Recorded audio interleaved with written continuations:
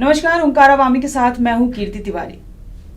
Radio एक ऐसा माध्यम जिससे आप अपने मन की बात लोगों तक पहुंचा सकते हैं। पुराने जमाने में जनसंचार का सबसे अच्छा माध्यम रेडियो ही माना जाता था।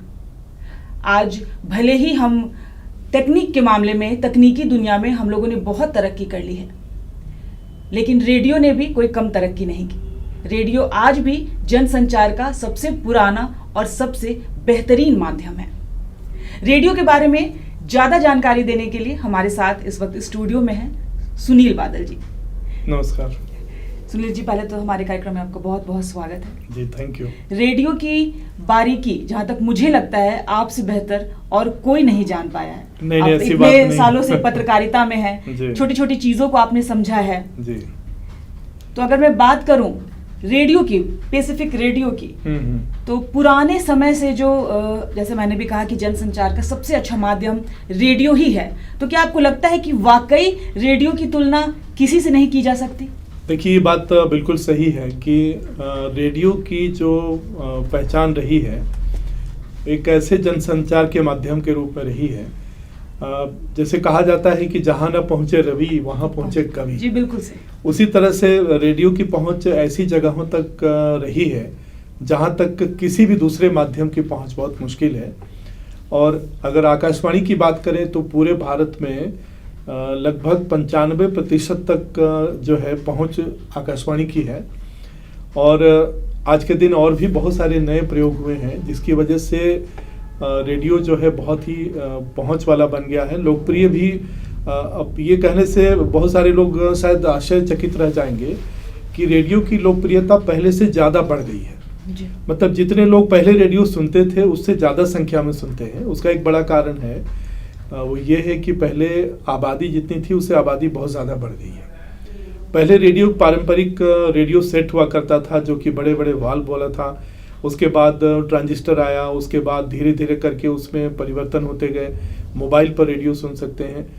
आज के दिन जो आकाशवाणी ने एक बहुत ही अनूठा प्रयोग किया है वह है न्यूज़ ऑन AIR ऐप। ये जो मोबाइल ऐप है इसके माध्यम से पूरी दुनिया में आकाशवाणी के कार्यक्रम आप मोबाइल जो आपका स्मार्टफोन है उसमें या कंप्यूटर में कहीं भी सुन सकते हैं और कभी भी सुन सकते हैं। जैसे विविध भारती के कार्यक्रम पहले रात को बंद हो जाते थे, जो कि सर्वाधिक लोकप्रिय आपको मनोरंजन का चैनल है भारत में, सबसे ज़्यादा सुना जाता है, जहाँ पे ओरिजिनल पुराने गाने सुनाई पड़ते हैं। जी बिल्कुल। तो इस तरह से संक्षेप में आप ये कह सकते हैं कि आकाशवाणी और रेडियो जो है, रेडियो के और भी कई प्रकार आ गए हैं। कम्युनिटी रेडियो है, जैसे अभी रांची विश्वविद्यालय ने शुरू किया रेडियो खांची 90.4 FM। और मन की, बिल्कुल आपने रेडियो खांची की बात की। रेडियो खांची जहाँ तक मुझे पता है महिलाओं के लिए खासकर है। महिलाओं को एक तरह से मैं कहूँ कि एक प्लेटफॉर्म भी दे रहा है और महिलाएं अपने मन की बात कह सकती हैं यहाँ पे। तो थोड़ा सा रेडियो खांची के बारे में आप विस्तार से बताएं। देखिए, ये रेडियो खांची जो है कम्युनिटी रेडियो है, जिससे हम लोग आकाशवाणी की बात कर रहे थे। आकाशवाणी के अलावा कम्युनिटी रेडियो का कॉन्सेप्ट ये है कि उसको समुदाय जो है, जैसे नाम से ही जाहिर है कि समुदाय की सहभागिता उसमें होती है। और रांची विश्वविद्यालय ने इसे शुरू किया है अभी 8 मार्च को, जो अंतर्राष्ट्रीय महिला दिवस के दिन उसकी शुरुआत हुई। जो माननीय राज्यपाल महोदय हैं उन्होंने उसका उद्घाटन किया और संजोग से उनका जो पहला कार्यक्रम था, उनका इंटरव्यू और उनका जो मैसेज था, मुझे ही लेने का सुअवसर प्राप्त हुआ। तो मुझे भी अच्छा लगा कि अंतर्राष्ट्रीय महिला दिवस के दिन एक महिला ने उद्घाटन किया और पहला कार्यक्रम मुझे उनका इंटरव्यू लेने का अवसर मिला। उसमें महिलाओं को भी प्रमुखता मिलेगी। साथ साथ में एक रेडियो खांची में एक नया प्रयोग ये होगा कि रांची के इर्द गिर्द लगभग 15 किलोमीटर के रेडियस में जितने लोग जो श्रोता हैं वो मनोरंजन के साथ साथ में शिक्षा से जुड़ी हुई वो सारी बातें सुन पाएंगे, जिनके लिए उनको या तो अखबार पढ़ने की ज़रूरत थी या विश्वविद्यालय के कार्यालय में जाकर पता करने की ज़रूरत थी। तो वो लोग जैसा बता रहे थे, इंटरैक्टिव भी कार्यक्रम रखेंगे। जो वहाँ के वाइस चांसलर साहब हैं, पांडे साहब, जिनका बहुत बड़ा योगदान है इसको शुरू कराने में, अभी की बात जहाँ तक है। हालांकि इसकी परिकल्पना बहुत पहले हुई थी, जिस समय पहले एल.एन. भगत जो वाइस चांसलर थे उस ज़माने में हुआ था। और फिर अमित खरे साहब सेक्रेटरी थे, तो उन्होंने भारत सरकार से परमिशन लिया इसका। लेकिन अभी जो है बहुत सारी बातें ऐसी होती कि आपको पता करना है कि फॉर्म भरने की अंतिम तिथि कौन सी है, उसके लिए आपको विश्वविद्यालय जाके पता करना है। तो ये सारी बातें घर बैठे जो विद्यार्थी हैं वो सुन पाएंगे, और बहुत सारे विद्वान प्रोफेसर हैं जिनसे जो कक्षाएं उनकी चलती हैं। बहुत सारी बातें हम आज के दिन ज्ञान के युग में रहते हैं, नॉलेज इज पावर कहा जाता है। जैसे मान लीजिए कि मनोविज्ञान मेरा विषय नहीं है, सब्जेक्ट नहीं है, लेकिन मुझे इंटरेस्ट है कि मैं मनोविज्ञान के बारे में जानूं। तो उसको जानने के लिए मनोविज्ञान की जब बात हो रही है तो वो अगर हम रेडियो सुन रहे होंगे तो हमें पता चल जाएगा। तो बहुत सारे ऐसे विषय हैं, इतिहास के बारे में लोग जानना चाहते हैं, और आज की युवा पीढ़ी खास तौर पर है वो हर विषय पर जानना चाहती है। बिल्कुल। अच्छा, आपने युवा पीढ़ी की बात की, जैसे रेडियो है तो आकाशवाणी हम सभी लोग जान रहे हैं, लेकिन रेडियो FM, तो आज की जो युवा पीढ़ी है वो कान में ईयरफोन लगाए। अगर मैं रेडियो FM की बात करूं तो जगह जगह जो प्राइवेट सेक्टर वाले रेडियो मिर्ची, रेडियो रेनबो, बहुत सारी चीजें जो खुल गई हैं, उससे आकाशवाणी जो है अछूता नहीं रहा। और मुझे जहां तक पता है आकाशवाणी ने भी रेडियो रेनबो करके कुछ अपना आरजे की शुरुआत की है, क्योंकि कहीं ना कहीं उसको भी युवाओं को कैच करना है और कहीं ना कहीं एक टक्कर देनी है आज के इस पीढ़ी को या फिर आज के इस बदलते दौर को। लेकिन उस आकाशवाणी को और उस FM को आप कितना डिफर देखते हैं?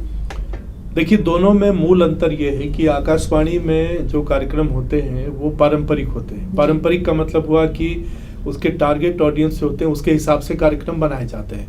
जैसे युवाओं के लिए है तो युवाओं से ही संबंधित विषय रहेगा, बुजुर्गों के लिए अलग कार्यक्रम है, महिलाओं के लिए अलग है, गांव के लोगों के लिए अलग है, किसानों के लिए अलग है। मतलब जितने भी लोग हैं सबके लिए अलग अलग कार्यक्रम बनाए जाते हैं। और उसमें मूल अंतर जो आज के आपने FM प्रसारण की बात की, उसमें गंभीर कार्यक्रम जो हैं वो ज़्यादा होते हैं। जैसे किसी भी विषय पर चर्चा हो रही है तो उस पर गंभीर चर्चा होगी, और बीच बीच में मनोरंजन के लिए हम लोग गाने बजाते हैं, लोकगीत बजाते हैं, अलग अलग जो इस तरह के मनोरंजन कार्यक्रम होते हैं। लेकिन आपको जब बात होने लगी कि जितनी तेजी से दुनिया बदल रही है या जितनी तेजी से सूचनाएं बदल रही है, बिल्कुल, तो FM जो है, मैंने जो शुरू में कहा कि 95% तक हमारी पहुंच है, दूसरी आकाशवाणी या रेडियो के किसी भी माध्यम की पहुंच है कि अभी कोई घटना घटी और कुछ सेकंड के अंदर उसको पूरी दुनिया में आप पहुंचा सकते हैं। इतना तेज कोई भी माध्यम नहीं हो सकता, इसलिए कि बाकी माध्यम को तैयारियां करनी पड़ती हैं।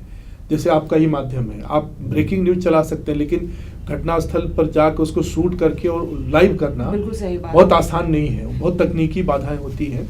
अगर आपका OB वैन पहुंच गया तो ठीक है, लेकिन ये तो मोबाइल पर भी कर सकते हैं। हालांकि आप टेलीविजन भी मोबाइल पर आ गया है, तो उसी हिसाब से FM की परिकल्पना की गई और युवाओं को खास तौर पर जोड़ा गया। उसमें मनोरंजक कार्यक्रम जोड़े गए, और रेनबो जो है वो उसी तर्ज पर कार्यक्रम होते हैं जो रांची से भी रेनबो चल रहा है अभी, और उसकी प्रस्तुति जो है बिल्कुल अलग तरीके से होती है। जहां हमारे प्राइमरी चैनल के कार्यक्रम गंभीर होते हैं, वहां पर गंभीर कार्यक्रम नहीं होते हैं, वहां पर हंसी मजाक और बहुत हल्के फुल्के ढंग से कुछ इस तरह की बातें होती है कि आप घंटों भी सुने तो आपको कहीं से भी उबाऊ कार्यक्रम नहीं लगेगा। उबाऊ का मतलब है कि जैसे आज की युवा पीढ़ी है उसके पास पेशेंस की कमी है, वो तुरंत चाहती है कि हमको 10 सेकंड में, 15 सेकंड में, जैसे गूगल हम कर रहे हैं तो हमको पता चल जाए कि दुनिया में क्या हो रहा है। और हम आज के दिन जितने भी लोग टेलीविजन देखने भी बैठते हैं, आप हम जो भी लोग हैं, तो हाथ में हम रिमोट लेके बैठते हैं जी, बिल्कुल। और फ्रैक्शन ऑफ सेकंड में भी अगर लगे कि इससे भी अच्छा कोई कार्यक्रम है तो हम वहाँ जंप कर जाते हैं। तो उस जमाने में किसी को घंटों तक बांधे रहना और उसको बांध के रखना, ये एक बहुत ही मुश्किल काम है। और रेडियो जो है उस कला में अपने को माहिर बनाने का प्रयास करता है, इसलिए कि ऐसे ऐसे कार्यक्रम हो कि आपको उत्सुकता हो जाए कि अब क्या होने वाला है। फिल्म से जुड़े हुए एक गीतकार हैं शकील आजमी साहब, मैंने उनका इंटरव्यू लिया था। उन्होंने एक बहुत अच्छी बात कही थी कि सिनेमा हॉल से बाहर निकलने वाले लोगों से अगर आप पूछें कि आप जो फिल्म अभी देख रहे थे उसमें कौन सा गाना आपको अच्छा लगा, तो शायद वो गाना भी नहीं बता पाएगा। जबकि पहले गाने सुनने के लिए लोग फिल्में देखते थे और गानों के चलते फिल्में हिट हो जाती थी। इसी प्रकार आकाशवाणी की एक अपनी परंपरा है, और हम यहाँ तक कि रेनबो में भी ये प्रयास करते हैं कि भाषा को बिगाड़े नहीं। हम इंग्लिश जो है वो थोड़ा बहुत हम लोग प्रयोग करते हैं कि लोग, जैसे बहुत सारे लोग हैं जो बिल्कुल शुद्ध हिंदी तो नहीं, बोलचाल की हिंदी जैसे हम लोग बात कर रहे हैं कि थोड़ी उर्दू मिली हो, थोड़ी हिंदी मिली हो, थोड़ी सी अंग्रेजी का भी हम उसमें बीच बीच में प्रयोग करें। तो ये सब मिली जुली भाषा का हम लोग प्रयोग करते हैं, लेकिन जिस प्रकार अशिष्टता मैं शब्द का प्रयोग कर रहा हूँ, मैं भोपाल में एक दिन वहाँ के एक निजी एफएम चैनल सुन रहा था, ऐसी बात उन्होंने पूछी और ऐसा उन्होंने जो सवाल पूछा, तो जो जवाब दे रहे हैं तो उन्होंने उनको बहुत लताड़ा। देखिए, हम लोग भारतीय लोग हैं, कितने भी एडवांस हो जाएं, कितने भी हम मॉडर्न हो जाएं या महिलाएं अल्ट्रा मॉडर्न हो जाएं, लेकिन हमारी एक सीमा है, बिल्कुल सही बात। और हम अपने संस्कारों को छोड़ के बहुत दिनों तक टिके नहीं रह सकते। पश्चिमी दुनिया जो है वो शांति की खोज में हमारे देश में आती है, और हमारे देश के किसी भी पर्यटन स्थल में आप चले जाइए, वहाँ के लोग आपको मिल जाएंगे। जब उनसे आपकी अंतरंगता हो जाएगी, मैंने कई लोगों से बातें की हैं, तो वो लोग कहते हैं कि हमारे पास सब कुछ है लेकिन मन में शांति नहीं है। तो ये मन की शांति कहीं ना कहीं संस्कारों से, सबसे आती है। तो संस्कार जो आकाशवाणी का या रेडियो का जो है वो बचा के हम लोग रखना चाहते हैं। जी बिल्कुल सही बात। तो संस्कार जो है वो, रेडियो के संस्कार जो हैं वो न हम कभी भूले हैं और न कभी भूल पाएंगे। आप यहाँ पे हमारे साथ जुड़े रहिए। सुनील बादल जी से हमारी और भी बातचीत जारी रहेगी, क्योंकि यहाँ पड़ेंगे एक छोटा सा ब्रेक।